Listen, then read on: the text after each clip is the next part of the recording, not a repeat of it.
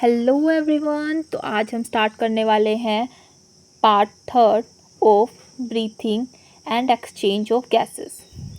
आज हम पढ़ेंगे कि कैसे बॉडी में गैसेस एक्सचेंज होती है और कौन से पार्ट से। So the alveoli are the site of gases exchange in our body because इसके पास जो मेम्ब्रेन होती है वो थिन होती है, जिससे गैसेस का एक्सचेंज इजीली हो जाता है और इसे ही हम डिफ्यूज़न भी कहते हैं। And it's gradient base also, मतलब कि कोई भी चीज़ हाई टू लो कंसंट्रेशन पर जाती है, इसी वजह से ये कंसंट्रेशन और प्रेशर बेस्ड भी होता है। Now solubility of gases and membrane thickness decide rate of diffusion, मतलब कि जितनी मेम्ब्रेन थिन होगी उतना ही रेट ऑफ डिफ्यूज़न फास्ट होगा। इसलिए carbon dioxide is 20 to 25 times more soluble than oxygen. Partial pressure of oxygen is PO2 and partial pressure of carbon dioxide is PCO2. चलो, ये तो समझ में आया, पर पार्शियल प्रेशर होता क्या है? जैसे कि नाम से ही पता चल रहा है, पार्शियल मतलब कि इंडिविजुअल का कंटेंट या कंट्रीब्यूशन उस चीज़ में कितना है उसे ही पार्शियल बोलते हैं। So the total contribution of the pressure is called partial pressure. Carbon dioxide और ऑक्सीजन गैस की एटमॉस्फेरिक एयर और साइड ऑफ डिफ्यूजन को ही टेबल से समझने वाले हैं।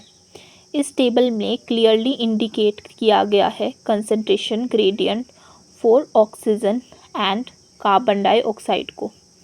इनकी यूनिट mmHg में दी गई है।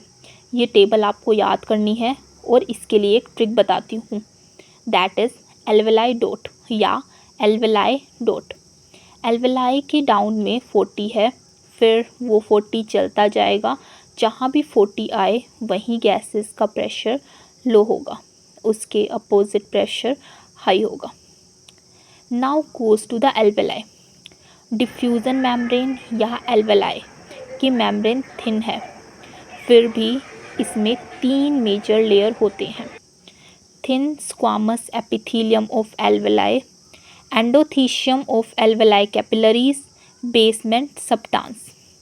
और इन्हीं 3 मेम्ब्रेन में से बेसमेंट सबटांस पर ऑक्सीजन से कार्बन डाइऑक्साइड का डिफ्यूजन टिश्यूज से एल्वेलाई में होता है।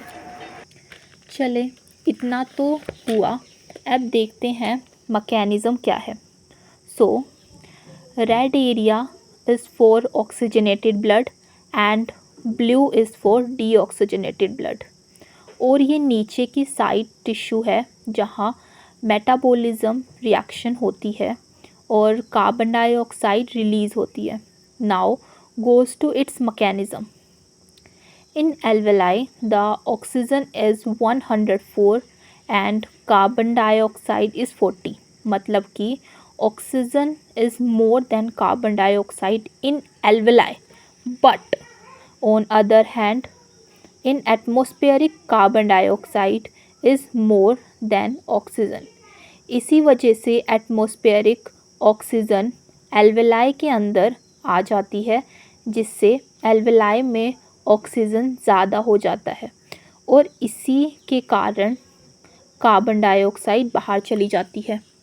तो अब हमारे पास ऑक्सीजन है एल्वेलाई में, अब इसे ट्रांसपोर्ट करते हैं और इसके लिए कैपिलरी सिस्टम की नीड होती है।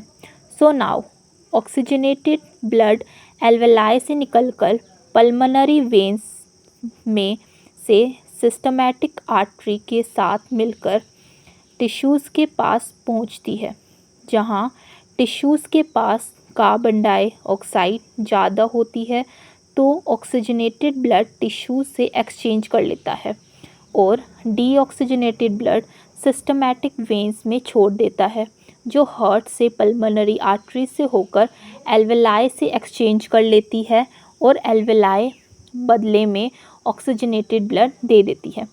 इसी तरह ये प्रोसेस रिपीट होता रहता है। Now next topic is transport of gases.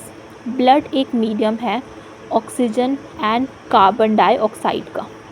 About 97% of oxygen transport होता है आरबीसी से ब्लड में and remaining 3% of oxygenated dissolve हो जाता है प्लाज्मा में। On the other hand nearly 20 to 25% of carbon dioxide transport होता है आरबीसीज में और 70% इसमें से बाइकार्बोनेट कैरी करता है और 7% ऑफ कार्बन डाइऑक्साइड डिसॉल्व होता है प्लाज्मा की फॉर्म में।